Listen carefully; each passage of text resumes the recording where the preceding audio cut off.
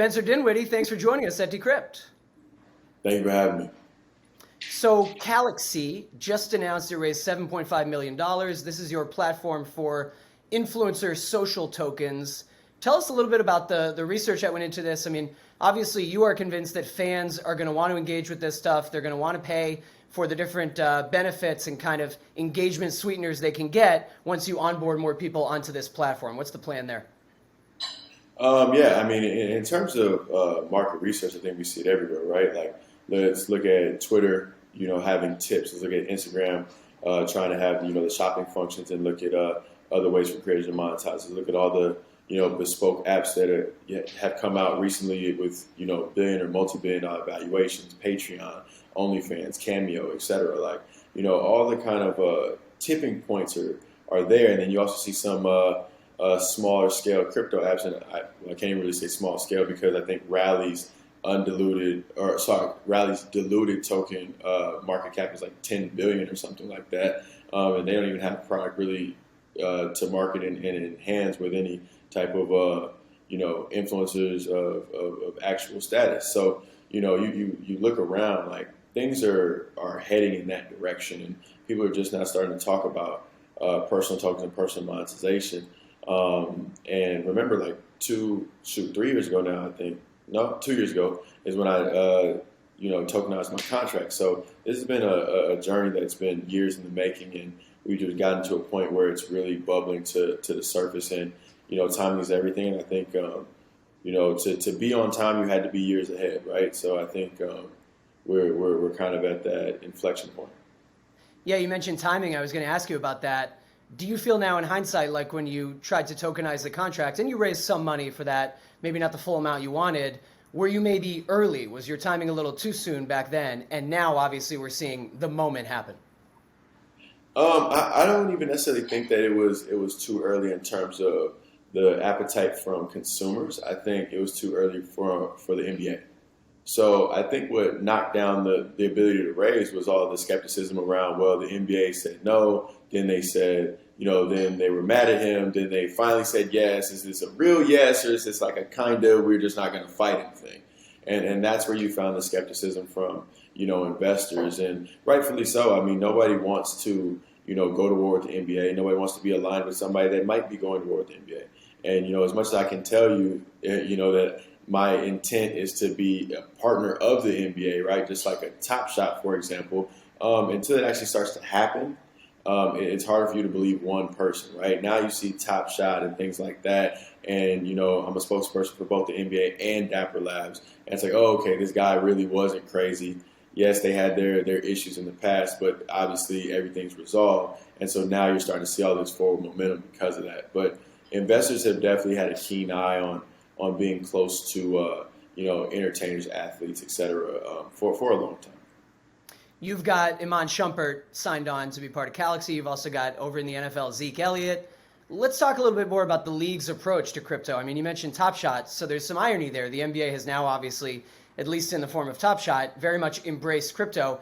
The NFL, I'd say, maybe not so much. A bunch of NFL players have done NFTs, but there hasn't really been any kind of Top Shot equivalent with the NFL. No official league buy-in, although I'm sure the NFL would love to have some version of its own Top Shot. What have you heard from people about the way that the different pro leagues are thinking about crypto-related ventures? I think, honestly, with how big the leagues are, you have to kind of zoom out just from crypto and just look how they approach technology in general. The NBA is usually always a first mover, right? They were allowing their highlights to be done on YouTube. They wanted, the various influencers, like a famous Lowe's, commenting and making skits and things on NBA, highlights and things like that, and involving the broader community. The NFL has been more buttoned up. They have their copyright protections. That's why, certain sites can and can't play highlights. And, there was a lot of friction there. So I think it's just kind of how they approach technology in general, and crypto is no different to them because they're behemoths. They're not going to look at the crypto space and be like, we need this. They're going to say, maybe it's a value add, maybe it's not, but we're all already billions and billions and billions of, dollars, generated. So I think that's kind of more so what it is. And then with NFL athletes doing their NFTs, you'll see the NFL make more of a push because no league wants to be in a situation where they feel like the players are going to run off, and front run something that they can't have control over. So, the NFL is going to get into the game. It's inevitable. And you'll see something similar to NBA Top Shot. Hopefully it's with Dapper Labs because those are my people. And, the NFT world and collectible world will start to be kind of done in a proper fashion because you really need a marketplace, right? If I make a bespoke NFT and, make a collectible out of my water bottle, like, will somebody buy it? Possibly, but there's probably going to be buyer's remorse because there's no market to really, gauge actual value. But that's what makes Top Shot kind of a fun thing. It's a marketplace that has its verified backing from the league's endorsement. So, I'm looking forward to the marketplaces and the true industry standards to start to, come to fruition. Well, and when you mentioned, just as an example, like a water bottle NFT, because there have been so many of these sudden NFTs, either by pro athletes, celebrities, influencers, brands, some people on the outside, obviously there's a little bit of an echo chamber where skeptics get to just continue to be skeptics, but people look at this whole space and say it's kind of a quick cash grab, it's silly. I'm sure you've thought a lot about that also when it comes to social tokens, but what's your take there? I mean, a lot of people have kind of already declared the NFT boom over. What do you see happening next when it comes to athletes and NFTs? Well, and so that's the thing. That's where bad actors always give, place a bad name, right? They said Bitcoin was only for, what was it, Silk Road and drug dealers and whatever, right? But we see that it's not. When Tesla starts to accept it. With NFTs, like all non-fungible tokens mean is that you're attaching a serial number and you're making it unique, right? And so you're proving scarcity. We've proven scarcity with various things throughout history. If you look at basketball cards, for example, Upper Deck will say this is a 1 of 1, and they'll put a piece of a jersey in it, and they'll prove its scarcity, and because of that, value will go up. There's no difference with an NFT. Right? But if I told you, right, that I had the last water bottle on Earth and then it was proven that there was billions more water bottles, then you'd be mad and you'd have buyer's remorse. It's the same exact thing. We're just applying technology to it.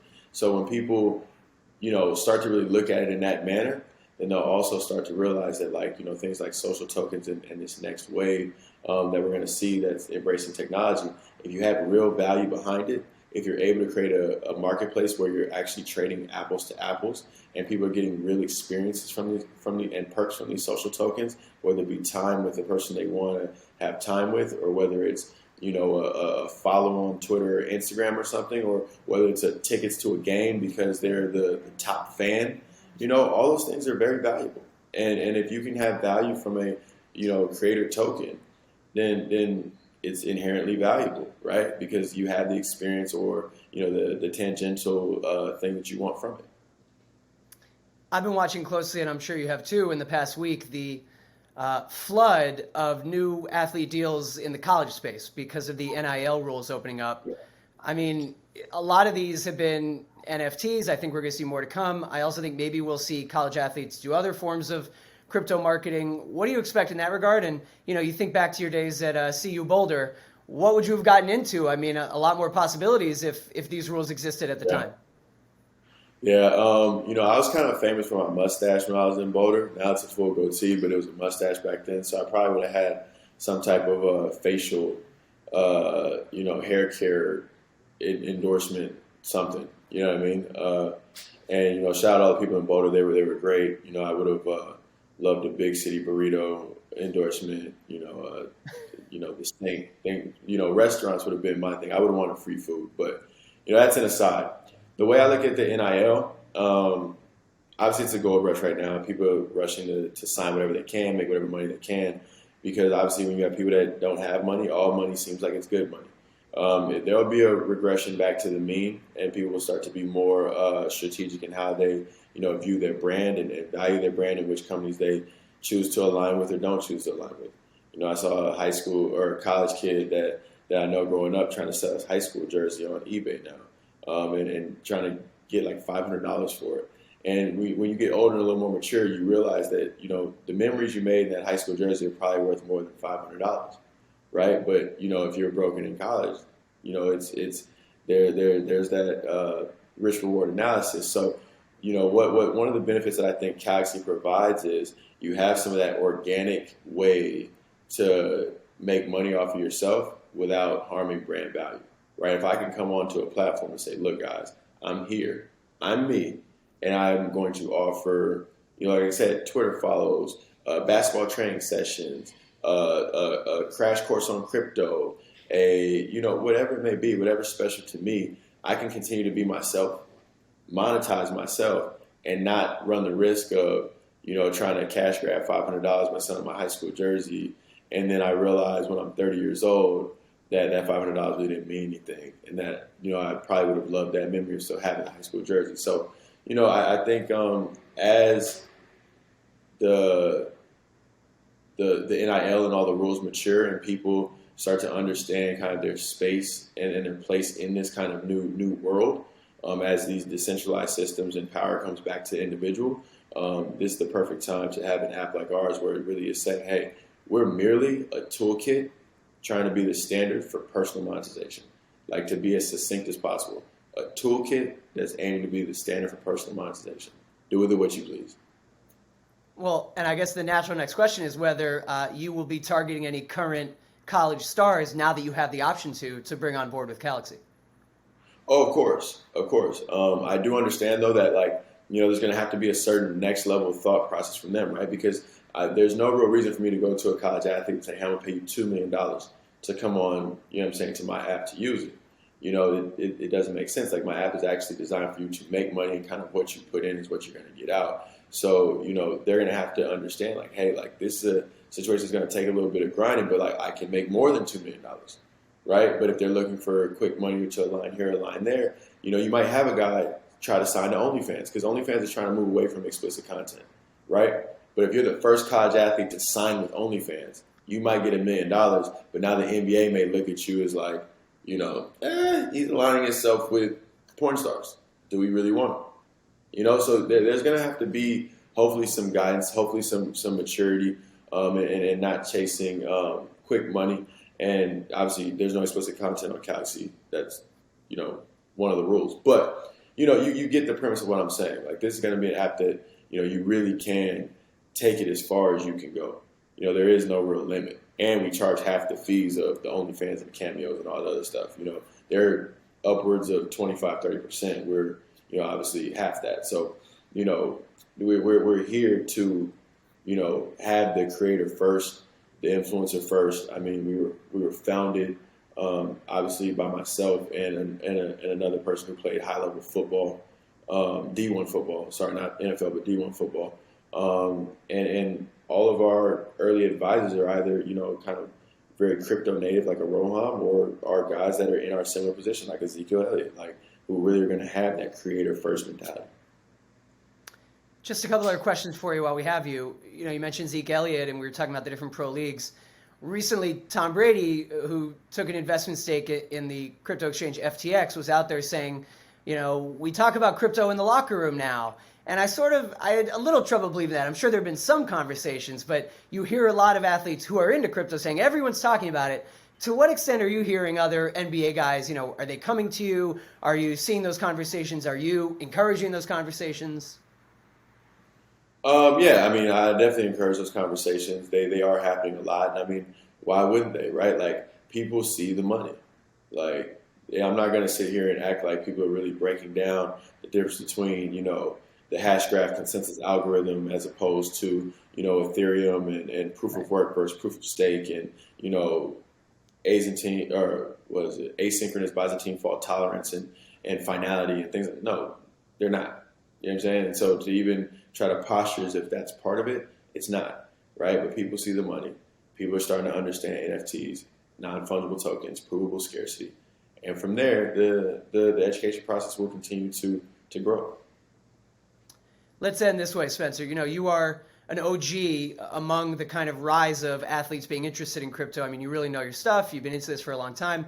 As we talk right now, anyone can guess what's going to happen next with prices, but we are in a real kind of bear market moment for crypto prices. I've seen a lot of mainstream sites declaring it crypto winter. I think that's a little hasty, but what do you see happening next? Even though, of course, it's anyone's guess, and it's always dangerous to kind of predict with prices. But I guess maybe a better way to frame it. What do you tell people when they say, "But look, all the prices are back down again"? I mean, I say look at the historical charts. Like, what's considered back down? If you were in, 17 months ago at 6,000, and yes, it went to 6,000, it's back down to 30,000, but you still would have 5x. You know what I mean? So it's all about timing and perspective. And when you bought, what I personally believe, I think we'll see six figures in the next 8 months. I think looking at just where the entire world is, right? You see all these major institutions embracing, crypto, Ethereum specifically, talking about DeFi.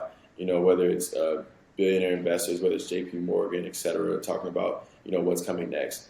You see people buying up Bitcoin in large amounts, trying to hold alternative assets because of what's going on with the devaluation of fiat currencies, right? We just printed more money. We're going to continue to print money because there's no way to get around it. People are relying on modern monetary theory, right? Like hoping that that's what's going to, kind of save us, the fact that like it's the dollar, so it's going to be okay. And, maybe that's possible, right? Maybe it is, but also maybe it's not. So, I personally have bet on things that make sense in my mind. Printing money into oblivion doesn't. A lot investing in an emerging asset class when there's only so many asset classes and have only been so many in history. Like it makes sense in my mind. Like, why not get in on the ground floor? Like if you told me, when the stock market first started, like I'd be one of the first investors, or the bond market first started, or, commodities were first really being invested in, like I could get in on that. Like it's worth the roll of the dice and the gamble. Now I also understand I'm in a very privileged place and perspective because I have an NBA contract that can technically be termed my safe money. Right. So, I'm not here telling everybody to do as I do. Everybody has their own life and their own risk tolerance. But I'm in a fortunate position where, the NBA has afforded me a large amount of safe money. And so for me, it makes more sense to bet on an emerging asset class that can 10, 20, 50, 100x your money and create generational wealth, not only for you, but obviously your entire line. That's why they call it generational wealth. So that's how I view the situation. Have you shared which coins and tokens you personally own and hold? I always share a couple, but I share the low-hanging fruits, right? Like, obviously I own Bitcoin, it's the king. Ethereum's not a bad bet. Obviously, it's the second largest coin. And then I also talk about my partners, right? Like I talk about Flow. Everybody knows I'm a big dapper guy, and so I'm in Flow. And then I talk about Hedera Hashgraph because they're partners what Calaxy is built on. And I talk about Chainlink because Chainlink is the Oracle service for Calaxy. So, to keep it safe and succinct, I talk about the two main ones. I talk about my three partners. And those are my top 5 in terms of getting your feet wet. I tell everybody to do their own research if they have specific tokens they want to talk about, because I have obviously many more in my portfolio because I invest in others, and some are, very, very small amounts, like Vegas gambling, and some are larger amounts because I really believe in them. But I'm not here to, try to steer you one way or the other, because the last thing I want is you telling me that you lost your money because Spencer got on a podcast and told you to do something. But I am transparent that obviously if I choose partners for my own company, I'm probably going to also invest with them. But that's because you want your incentives to be aligned. That's any kind of business practice in general. So those would be the 5 coins I would look at if I was, just kind of throwing something out there. I say the same thing. Do your own homework. Read Decrypt. Spencer, congrats on Calaxy, and let's check in soon and see how it's doing. Thanks so much. Thank you, brother. I appreciate you.